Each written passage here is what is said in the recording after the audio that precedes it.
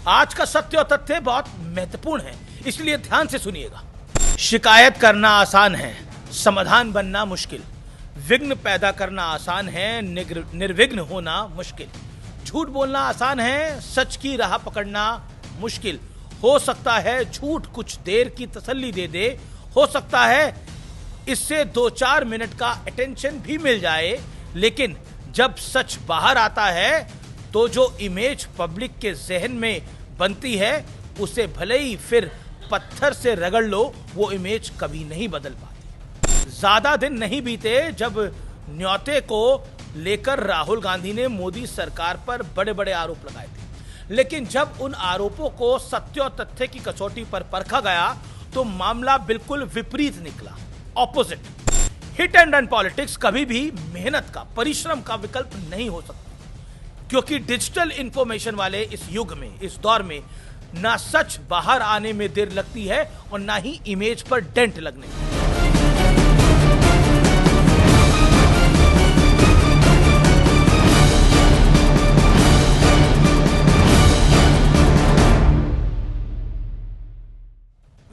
नमस्कार व्यूअर्स, मैं हूं अमीश देवगन। सत्य और तथ्य में मैं आज बात करूंगा इन्विटेशन पॉलिटिक्स की। इस पॉलिटिक्स की ऑफिशियल शुरुआत 4 दिसंबर 2025 को हुई।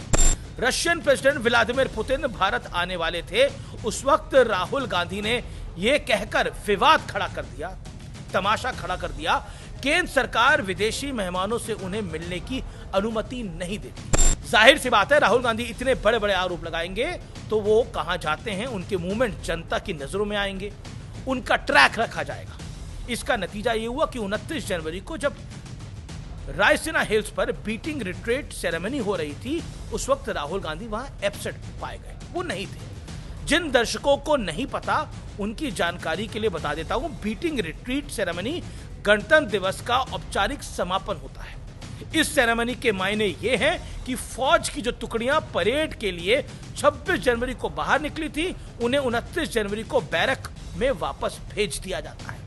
भारत में 1955 से यह सेरेमनी चल रही है। उस कार्यक्रम में महामहिम राष्ट्रपति, उपराष्ट्रपति, देश के प्रधानमंत्री, देश के रक्षा मंत्री, तीनों सेनाओं के अध्यक्ष और सीडीएस मौजूद थे, लेकिन लोकसभा में लीडर ऑफ ऑपोजिशन वहां नहीं थे। राहुल गांधी की अनुपस्थिति की खबर फैलते ही बीजेपी ने डायरेक्ट अटैक कर दिया। बीजेपी ने कहा राहुल गांधी एलओपी यानी leader of leisure and propaganda है। इसका मतलब यह है कि बीजेपी राहुल गांधी को एक ऐसा नेता बता रही है जिसे सिर्फ आराम पसंद है और वो अफवाह उड़ाने का आदी हो। बीजेपी ने यह भी आरोप लगाया कि राहुल गांधी हॉलीडेज को प्राथमिकता देते हैं, संवैधानिक कार्यक्रमों और जिम्मेदारियां उनके लिए कोई महत्व नहीं रखती हैं।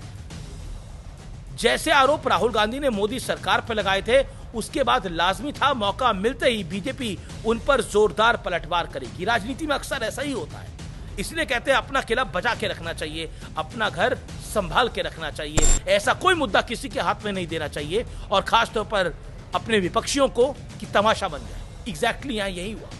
अपनी बात भी गंभीरता को बनाए रखने के लिए राहुल गांधी को एक्स्ट्रा केयरफुल रहने की आवश्यकता है, लेकिन शायद उनके सलाहकारों ने, एडवाइजर्स ने उन्हें ठीक से जानकारी नहीं दी होगी। इससे पहले गणतंत्र दिवस की शाम को एट होम सेरेमनी में जो राष्ट्रपति के यहां होती है, राहुल गांधी विवादों में फंस गए थे, क्योंकि उस वक्त भी बीजेपी ने उन पर एक आरोप लगाया था जो तस्वीरों में साफ दिखा कि राहुल गांधी ने असम का पटका गले में पहनने की बजाय हाथ में पकड़े रखा, पहना नहीं गले में। इसकी बाकायदा तस्वीरें भी आई, जो कि एक एम्बैरेसमेंट थी और नॉर्थ ईस्ट का मामला था। अब कांग्रेस सफाई दे रही है कि वो कह रहे हैं कि मल्लिकार्जुन खड़गे और राहुल गांधी की गणतंत्र दिवस परेड के दौरान बेइज्जती की गई, क्योंकि उस दिन उन्हें तीसरी रो में बिठाया गया था, जबकि उनका ओहदा कैबिनेट मिनिस्टर के समकक्ष का है।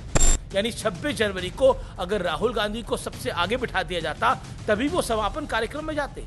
नेशनल ड्यूटी निभाने के लिए वीवीआईपी का वाला ट्रीटमेंट जरूरी है। नेता विपक्ष और कांग्रेस के अघोषित सर्वे सर्वा यानी श्रीमान राहुल गांधी ये कैसा उदाहरण, एग्जाम्पल सेट कर रहे हैं। वैसे राहुल गांधी ने जब यह आरोप लगाया था कि उन्हें विदेशी मेहमानों से नहीं मिलने दिया जा रहा, उस वक्त भी वो सच नहीं बोल रहे हैं, क्योंकि एलओपी बनने के बाद राहुल गांधी 10 जून 2024 को बांग्लादेश की पूर्व प्रधानमंत्री शेख हसीना से मिले। 1 अगस्त 2024 को वियतनाम के प्रधानमंत्री फॉम मी चिंग से मिले। 21 अगस्त 2024 को मलेशिया के प्रधानमंत्री अनवर इब्राहिम से मिले। 8 मार्च 2025 को न्यूजीलैंड के प्राइम मिनिस्टर क्रिस्टोफर लक्सन से मिले।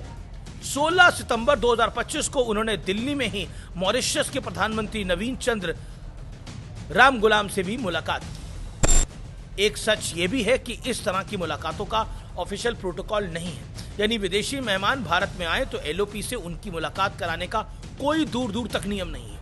इस तरह की मुलाकातें तभी हो सकती हैं जब विदेशी मेहमान रिक्वेस्ट करें। यही नियम है और यही प्रणाली रही है, और यह नियम 2014 से पहले भी ऐसा ही था।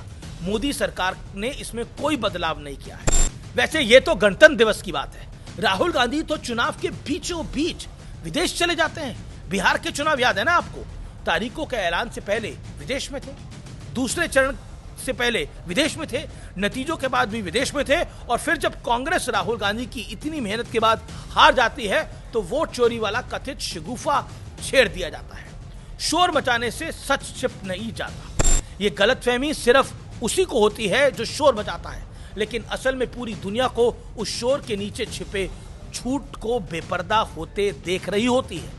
आसान भाषा में इसके मायने ये है कि जनता जनार्दन से कुछ नहीं छिपता, और मतदान के जरिए देश की जनता बार बार इस बात की गवाही भी दे रही है, लेकिन वोट चोरी के बैनर तले वोटर्स के विजडम को कटघरे में खड़ा करने की कोशिश होती है। परफॉर्मेंस और अकाउंटेबिलिटी के बिना आज के दौर में सियासत संभव ही नहीं है। ये बात जिसे समझ आएगी वो कामयाबी सिर्फ उसी को मिलेगी